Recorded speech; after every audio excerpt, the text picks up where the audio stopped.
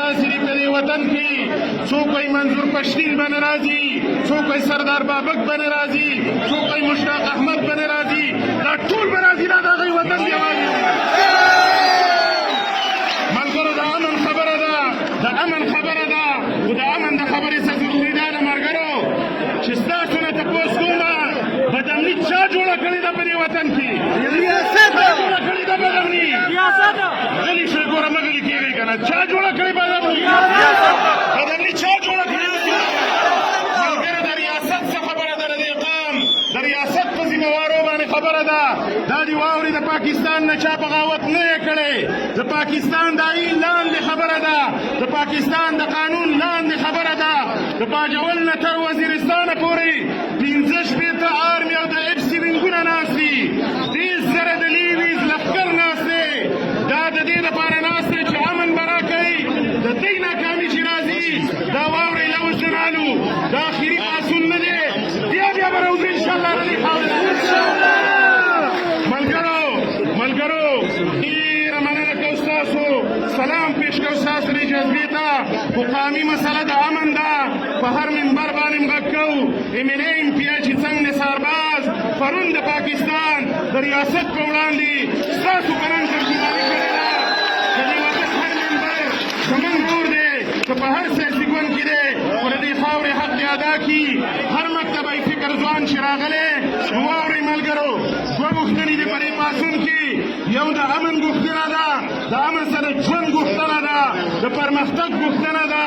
د ناواپاس د لیټۍ د ګاښې کنډو د ګګې کنډو په دې نامې 20 کاله بند کوی امن نشته. لارې دې بندې کړي، ولې دې امن نه رانوستو؟ ناکامې په دې کې دا د ریاست ناکامي ده. موږ دا غواړو ملګرو، موږ دا غواړو 1200 کیلومتره په ډیورنډ کرښه باندې ځان تارونه راخپل شوي دي.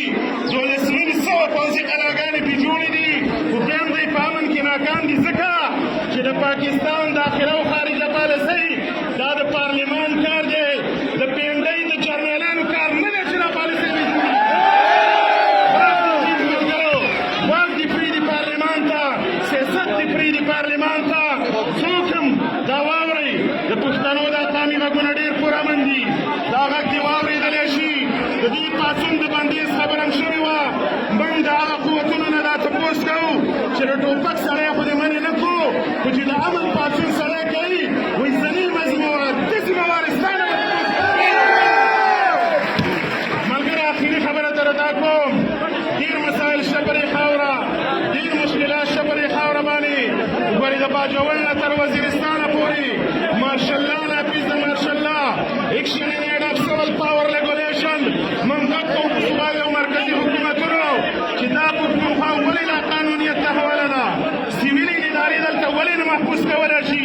د DC په ځای د DPO په ځای باندې دلته د کرنیلانو څه اختیار ورسره دی. کرنیل کار وپېژني، جرنیل دې د آیین لاندې خپل کردار وپېژني، په هغه چوکاټ کې دې اوسېږي. موږ د امن غوښتنه کوو ملګرو. غوښتنه دا ده چې 200 روپۍ په دې وفاقي بجټ کې دي.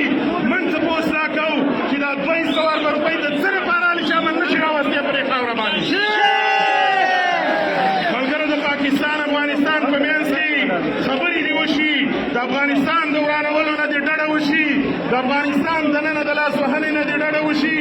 دا مسله سیاسي ده، دا قامي پاڅون د سپین بیرغ لاندې دی. خو دا یاد لرئ ګورې دا سیاسي پاڅون دی، دا قامي پاڅون دی.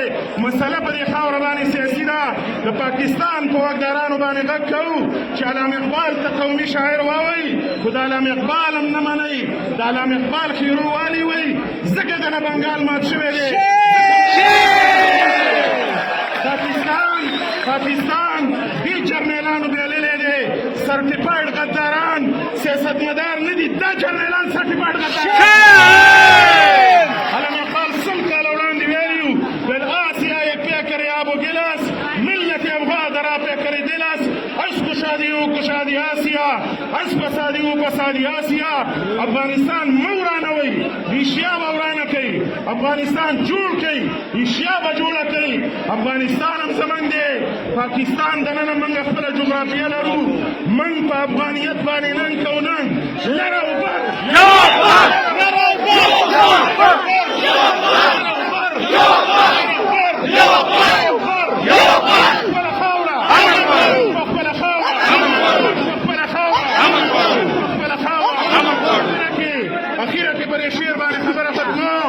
په پنجاب کې امن دی، په پښتونخوا کې ولې امن نشته؟